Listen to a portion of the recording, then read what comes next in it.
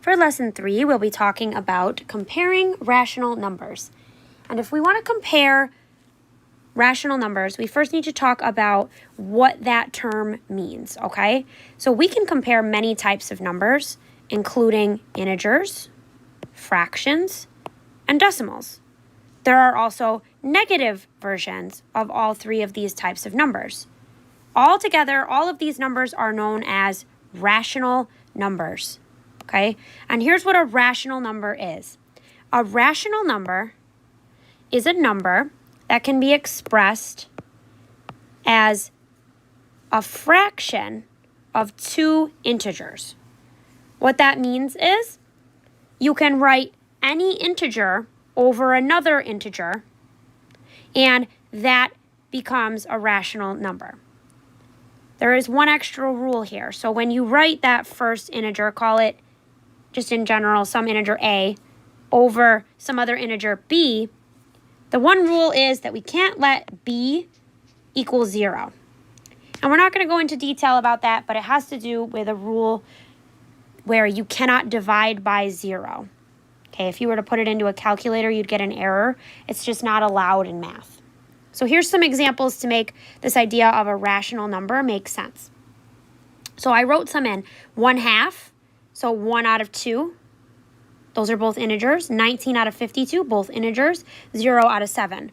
We could also say 0.5. It doesn't look like a fraction, but we know how to turn it into one, right?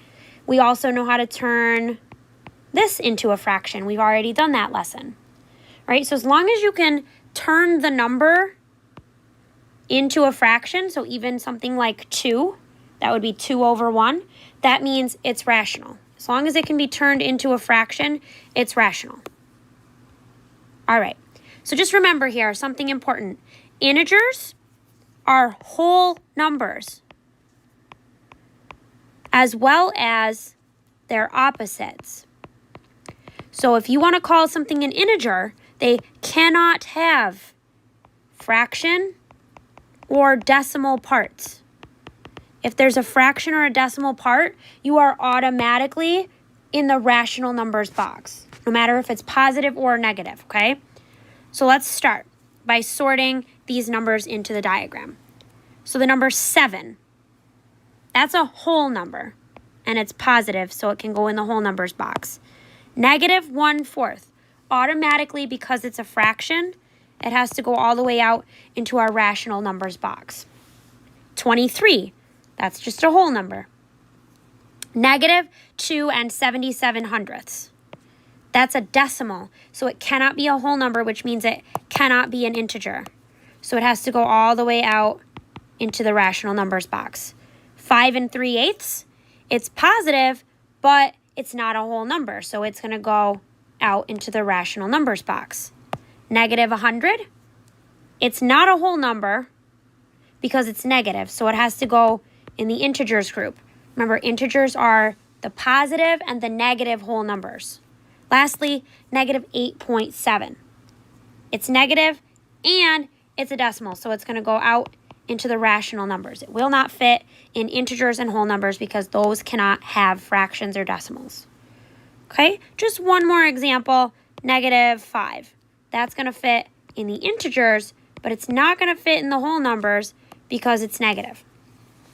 So for number 3, let's keep going with trying to make these comparisons, all right?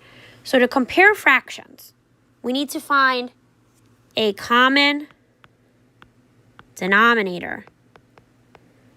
Sometimes you can get away without doing this because it's more of an obvious comparison, but in the end, finding that common denominator will always work. Okay, now if you want to compare your decimals, you're just using place value. And this works for integers as well. All right, so number 1, we've got fractions here. -3/5 and -6/10. And actually, I think I could make this 5th into a 10th if I just multiplied it by 2. So if I do that, I get -6/10. So they actually ended up being equal. For number 2, I have -1 5/9, -1 5/12. So I could make a common denominator here. Another option is to just think about it. What's more, having 5 out of 9 or having 5 out of 12? The pieces out of 9 are bigger pieces, so having 5 of those would be more. But we can try doing it with our common denominators. Let's try 36. So I'm going to multiply by 4, and then over here by 3s. So I'm going to have negative 1 and 20 over 36, negative 1 and 15/36. So now remember, a number that looks bigger, so this one, is actually smaller when it's negative. Okay? The more negative it is, the smaller it is. All right, so -5 and -6. Let's go off that same rule. 6 looks bigger, right? But it's actually more negative, so that means it's smaller. So -5 is bigger than -6. Lastly, number 4 here, we have to look at the place value. So I'm going to compare the tenths place. It looks to me like -6 and 2/10 has a larger tenths digit, which again means that this number, while it may look larger, when it's negative, it's actually smaller. So we're going to throw in a less than sign there. All right, now last up, we're going to take a look at 2 numbers, and we're going to try to put them on the number line to compare which one's bigger, which one's smaller, and then we will be writing an inequality statement like we just did up here with the greater than, less than, equal to signs. So for -4 and -9, if I were to put these on a number line, I would have -9 over here, -4 over here, and 0 somewhere in here.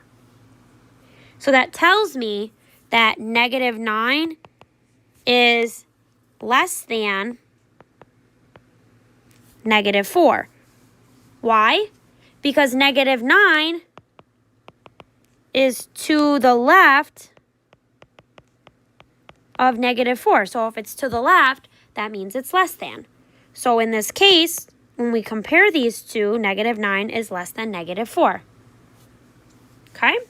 So for number 6, 2 and -5, so I'm going to put 0 here. 2 might be like right here. And then if I do -5, that's going to be over here. So what do you notice? -5 is to, let's start that one over. So what do you notice? 2 is to the right of -5. That means 2 is greater than -5, or 2 greater than -5. Okay, then for number 7, we have -2.5 and -3.5. They're both negative, so 0 is going to be here, right? And we can do 1, 2, 3. Okay, now I want negative, and then I'll put -4 here as well. So I want -2.5. So I'm going to go all the way over to -2, and then go a little bit farther into the middle. That's -2.5. And now for -3, go over to the -3, and halfway farther, there it is. So as you can see, -3.5 is to the left of -2.5, meaning less than. So -3.5 is less than -2.5. Okay. Now lastly, number 8, -8/10 and -9/10. So these are both negative again. So I'm going to put 0. And then since it's tenths, why don't we just count out 10 tick marks? So 1, 2, 3, 4, 5, 6, 7, 8, 9, 10. Meaning -10/10.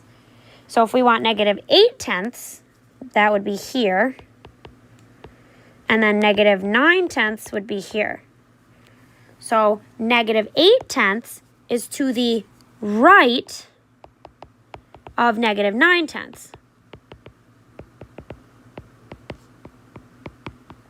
which means it's greater than negative 9/10.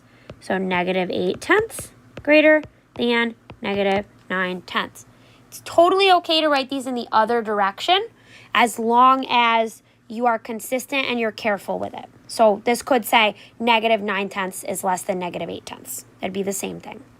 All right, for your reflection question, you definitely want to take a look at 5 through 8. Given two rational numbers, how can you use a number line to determine which number is greater? And we just did that process here.